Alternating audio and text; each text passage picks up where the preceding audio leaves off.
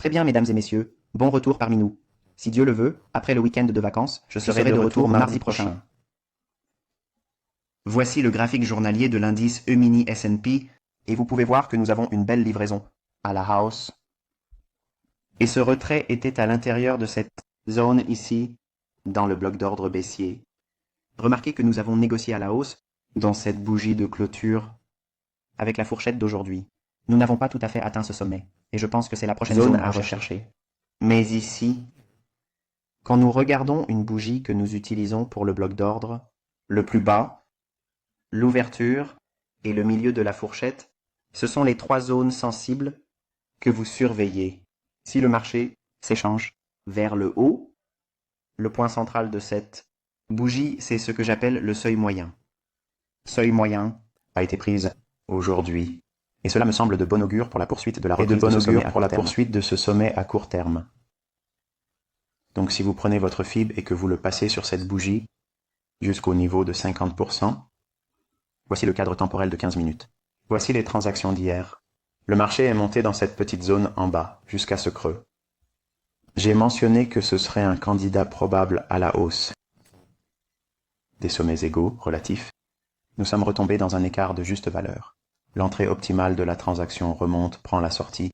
Liquidité à l'achat au-dessus, le sommet à court terme ici, que je n'ai malheureusement pas sur mon graphique, mais que vous pouvez voir sur votre propre cadre temporel de 15 minutes. Puis nous avons consolidé avant aujourd'hui, et ensuite, pendant le croisement à New York, minuit, il y a eu un petit mouvement de Judas où il a baissé, crée le plus bas de la journée, se redresse, laisse des sommets relativement égaux ici, et ce sommet, intact, il chute. Baisse, se redresse une fois de plus, petit retracement, et puis il fait une course peu profonde, au-dessus de 4000 sur ce passage ici. Dans cette petite zone sur l'échelle de temps inférieure, j'ai utilisé ce petit retracement pour mettre en évidence une course jusqu'à 4000, donc je vous ai donné 4000 comme objectif. Il l'a atteint, puis nous avons enfoncé le bloc d'ordre sur le graphique journalier, ce qui a créé toute cette course ici. Je vais entrer dans les détails ici, mais pour l'instant, sachez que nous étions négociés jusqu'à ce niveau, nous n'avons pas réussi à atteindre ce niveau, consolidé juste en dessous ce bloc d'ordre quotidien baissier. C'est le plus bas de la bougie qui crée ce bloc d'ordre baissier quotidien, et ensuite l'ouverture. Quand cette bougie est un peu plus haute, je pense que c'est 4000 aussi, ne me tirez pas vers le haut, regardez votre propre graphique. Nous avons donc eu un petit passage au-dessus de 4000, puis nous sommes redescendus. Nous regarderons les cadres temporels inférieurs et tout le reste. Cette action de prix maintenant. Dans la bougie de 5 minutes, cette course ici, jusqu'ici. Cette jambe de prix fait partie de cette jambe de prix, d'accord. Remarquez comment le haut de cette bougie, à la baisse de cette bougie, cet intervalle, ok, cette fourchette juste là, n'a qu'un seul passage, alors que celle-ci en a un, deux. Remarquez que basse, haut, plus petit retracement, puis un second niveau. La livraison s'est déroulée en 2 étapes. Je veux utiliser la plus récente, et c'est ma fourchette de négociation. Le plus bas à court terme, le sommet à court terme. Je fais tourner un FIB sur cela, et je l'ai montré dans la petite vignette que j'ai postée sur mon Twitter. À propos, l'adresse Twitter est I suis le tech. D'accord, donc c'est au niveau du symbole, I Magiskill, soulignement, un M, souligné THE_ICT. D'accord, donc beaucoup de gens qui prétendent être moi, et peut-être qu'ils sont justes, vous savez. Je ne sais pas si c'est une fanfare ou quoi, mais certains d'entre eux ont demandé de l'argent. Je ne vous demande pas d'argent, et je ne te demanderai jamais de m'envoyer un DM. Je ne le ferai jamais. Ok, donc si ce n'est pas posté publiquement sur Twitter, ce n'est pas moi. D'accord, donc cette gamme de négociations, ici, j'ai mesuré du plus bas au plus haut. Si le pourcentage est équilibré, je vais le voir descendre en l'escompte. Cette petite zone en bas, c'est l'écart de juste valeur. Nous voulons l'examiner sur une échelle de temps plus basse.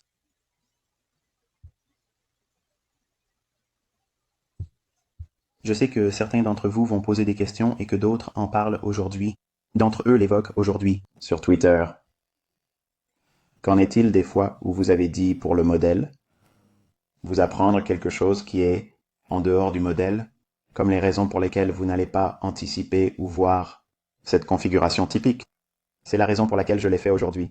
De plus, j'ai beaucoup de choses personnelles dont je dois m'occuper et du travail administratif dans mon groupe privé. C'est pourquoi, cela dit, le marché se reprend. Ici, baisse jusqu'à le niveau des 4000 et se dirige ensuite vers une bougie de 30 en passant. C'est une bougie de 30. Et vous pouvez observer quand il se négocie directement dans l'écart de juste valeur. Il se redresse à nouveau, redescend et à 9h30, cette bougie explose à la hausse, s'envole et commence à s'enfoncer plus profondément. D'accord, donc nous avons négocié à la hausse dans presque le niveau 4070. Four level looks like almost done. Donc, nous attendons une poursuite de la hausse 4095.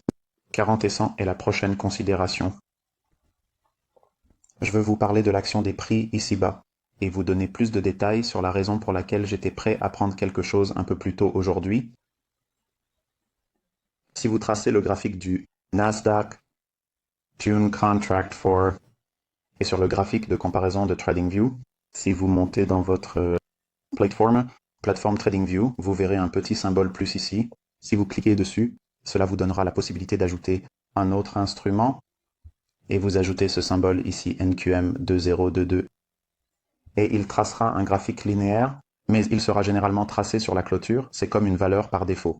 Vous voulez changer cela dans les paramètres en cliquant avec le bouton droit de la souris ici sur le dessus et vous obtiendrez une petite roue dentée ou quelque chose comme ça. Cliquez sur ce bouton, modifiez les paramètres et changez le tracé en fonction du niveau le plus bas parce que vous comparez les creux. Comme vous pouvez le voir, le Nasdaq a baissé ici tandis que l'indice S&P EMEA n'a pas baissé. Il s'agit d'une divergence SMT, d'accord? SMT, Smart Money Technique, technique de l'argent intelligent. Ici, alors que le Nasdaq retire des liquidités. Il y a donc une rupture de corrélation entre les deux. D'habitude, ils évoluent en tandem. Mais à certains moments, quel moment? 8h30, 9h30, lors de la publication d'événements d'actualité, ok, ils créeront cette divergence. Et si vous avez un parti pris, c'est utile. Mais si vous ne savez pas où cela va, vous rencontrerez souvent ce qui ressemble à une divergence SMT, puis elle disparaît lorsqu'ils commencent à se déplacer de concert les uns avec les autres. Il faut donc être prudent. C'est la raison pour laquelle j'enseigne. C'est la raison pour laquelle j'enseigne savoir ce qu'ils cherchent à atteindre, d'accord? Le biais est haussier. Et pour mon cadre, pour ma configuration, parce que je comprends. Et j'ai eu très peu de temps pour travailler sur quoi que ce soit ce matin. Je me suis dépêché de me lever et j'ai vu le graphique. J'ai manqué l'entrée idéale. J'ai juste utilisé une entrée de proximité avec un bloc propriétaire. Et voilà. Donc si vous regardez la relation de cet écart de juste valeur, qui redescend avec un plus bas plus élevé que celui d'un E30 par rapport à la baisse du Nasdaq, c'est un stop-out. Il s'agit d'une accumulation de positions longues. Ce sera le signe révélateur d'une hausse. Si vous regardez ce que nous avons fait sur E30, il s'est déjà enfoncé dans cet écart. Et il est peu probable qu'il descende plus bas que ça. Ce n'est pas nécessaire. Donc, il est comprimé. Comme un ressort ou plus. Comme une bombe, en fait. Je n'aime pas le dire. C'est grossier. Mais c'est ce que c'est. Et tout d'un coup, il explose. Il attend juste en dessous de ce bloc d'ordre baissier quotidien. Et il s'enfonce dans cette chose, cette fourchette sur cette bougie de clôture sur le graphique journalier. Il monte, monte, monte, monte. Et nous regardons s'il atteint le seuil moyen, qui est la moitié de ce bloc d'ordre baissier ou bougie de clôture sur le graphique journalier. J'y ai fait référence au début de la vidéo. Je l'ai mentionné au début de la vidéo. Encore une fois, nous pouvons voir, en zoomant sur le graphique, que le seuil moyen est atteint. Le prix se casse à nouveau dans le fairway gap après avoir négocié sur le bloc d'ordre ici. Il s'agit d'un bloc d'ordre de 15 minutes, soit dit en passant. D'ailleurs, puis il se redresse. À l'intérieur de cette petite zone, il y a un petit repli dans un gap sur un graphique d'1 minute. Je vous laisse le soin de l'étudier, d'aller voir et d'étudier. Voici le graphique horaire. J'aimerais vous donner une perspective de structure de marché. Voici où il est probable qu'il se dirige ensuite. Tout ce mouvement ici, nous l'avons complètement rééquilibré. Rééquilibré tout cela. Voici l'écart de juste valeur que j'avais dessiné sur le graphique inférieur il y a quelques instants, avant que nous ne passions à un graphique horaire. Nous avons consolidé ici avant de remonter jusqu'à cette zone ici. Remarquez ce qui s'est passé. Nous avons eu le plus bas retracé vers le bas dans cette décote entre le bas et le haut. Base. Écart de juste valeur. Les rallyes. Bas de la fourchette de négociation, haut de la fourchette de négociation, retracement vers le bas dans la fourchette de décote, reprise. Bas de la fourchette de négociation, haut de la fourchette de négociation, décote, écart de juste valeur, blocage de l'ordre, rally, consolidation. Nous reprenons, on redescend dans un cadre temporel plus petit, écart de juste valeur, divergence S&T, et on reprend.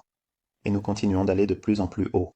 Ma question est donc la suivante. La première question que je vous pose est de savoir combien d'entre vous ne m'ont pas écouté lorsque je leur ai dit de ne pas faire d'opération sur les marchés. Ensuite, avez-vous essayé de vendre à découvert? Pourquoi la tendance est à la hausse? Que va-t-il se passer? Continuez à creuser plus haut. Nous essayons de ne pas choisir les sommets. Et regardez ce que cela a donné. Nous avons eu un creux plus bas, un creux soudain et dramatique que nous avons remonté, ce qui a modifié la structure du marché. Puis, nous avons reculé jusqu'à ce déséquilibre. Que fait donc le marché? Il continue à monter, à prendre des niveaux d'escompte. Chaque fois que l'algorithme prend plus de positions longues accumulées, pour s'enfoncer plus profondément dans cette fourchette et probablement négocier dans le biais de la liquidité. Il faut donc savoir ce que l'on recherche, la narration et le biais. Il faut aussi savoir ce qu'il y a dans cette zone, ou ici, constituerait une position courte. Nous avons toute cette gamme ici, qu'il n'est pas probable qu'il monte et qu'il aille tout droit à travers tout cela. C'est une résistance élevée, de liquidité à haute résistance. Cela ne veut pas dire qu'elle ne peut pas se produire, mais il est probable qu'elle ne se formera pas. Ou de se réaliser parce que nous avons eu tant d'idées de soutien. Les bougies fermées à la baisse soutiennent le prix. Il s'agit simplement de trouver le flux d'ordre sous-jacent qui est haussier. Il est donc probable qu'il monte juste pour continuer à monter, et non pas monter pour descendre. Parce que pour monter et descendre, nous avons toutes ces fourchettes que nous devrions percer et franchir. Et cela demande beaucoup d'intention, pas une pression à la vente. Et l'intention est d'envoyer le tout plus haut sur le graphique journalier. C'est pourquoi j'ai attiré votre attention sur cet écart initial sur le graphique journalier. Donc, si vous avez trouvé cet article instructif et si vous avez appris pourquoi l'expansion de la fourchette a eu lieu aujourd'hui, pourquoi? Nous ne sommes pas à découvert, nous avons été haussiers. Nous attendons que les prix augmentent. Et par souci de clarté, permettez-moi de revenir en arrière. 4000 était mon objectif uniquement parce que j'ai mentionné 4000 dans les commentaires de cette semaine. Lorsque je vous ai parlé dans les conférences, j'ai appelé ce niveau. Je voulais donc vous donner un point d'entrée et ensuite l'objectif à atteindre. C'est pour cela que je vous ai montré une petite vignette sur Twitter aujourd'hui en vous montrant comment la mettre en place, l'installer et l'engager. Parce qu'il s'agissait de mettre en place ce commerce ici. Prenez ceci pour vos notes. Parce qu'il a fait une belle course ici avant 7 heures du matin. Cela signifie que nous allons probablement avoir un retracement profond et chercher un scénario idéal comme que nous avons décrit avec la divergence SMT. Le SMT se produit donc généralement vers 9h30 lorsque qu'il y a déjà eu une belle course avant 7 heures ou à 7 heures. Nous nous sommes donc rapprochés de 7 heures ici, mais je ne suis pas limité à ce modèle. Je sais que certains d'entre vous ont posé des questions, vous savez, avec des remarques un peu pointues sur Twitter. Vous savez, que faisons-nous ici? Pourquoi n'utilisons-nous pas le calendrier utilisé pour le modèle? Je vous montre, encore une fois, la preuve que ces choses fonctionnent comme je l'ai enseigné. Je ne me suis pas contenté d'enseigner ce que j'ai révélé sur YouTube. J'ai beaucoup d'étudiants. J'ai des étudiants dans mon groupe payant. J'ai des gens occasionnels qui viennent et vous savez, regardent une vidéo ou 2 vidéos et je veux qu'ils voient les choses qui sont enseignées à partir de ma bibliothèque de concepts. Donc si je peux voir cette configuration, tôt dans la journée, avant 7 heures du matin. Pour moi, cela me donne un aperçu. Cela me donne une idée de ce que sera l'ouverture à 9h30. Donc, si j'ai une course précoce comme celle-ci, ma première, je pense qu'il faut que j'aille au SMT plus tard, à 9h30, parce qu'il va probablement falloir d'une fissure et d'une corrélation pour préparer le prochain lac, s'il y en a un. D'accord? On est jeudi. Demain, on est vendredi. Nous allons passer un week-end de vacances. Je ne ferai pas demain. Je ne ferai pas de transaction lundi. Je vais faire une vidéo pour mon groupe privé demain. Et ce sera probablement une vidéo précoce. Pas vraiment un commentaire sur l'action des prix parce que c'est un week-end et que le Memorial Day est le lundi. Le volume sera donc probablement faible vendredi. Donc, si vous voulez faire du trading, vous étudiez la session du matin. Laissez l'après-midi à la fin de l'après-midi. Fin d'après-midi. Le volume ne sera probablement pas de votre côté dans l'après-midi, car tout le monde va partir pour un long week-end. Ne faites pas de transactions le lundi. Prenez un jour de congé. Profitez-en. Mangez des hot dogs et des hamburgers. Détendez-vous. Faites ce que vous avez à faire pour être un membre de la famille. Je vais faire de même, et jusqu'à ce que je vous parle. Si Dieu le veut, mardi prochain, profitez de votre week-end et de vos vacances. Soyez prudents.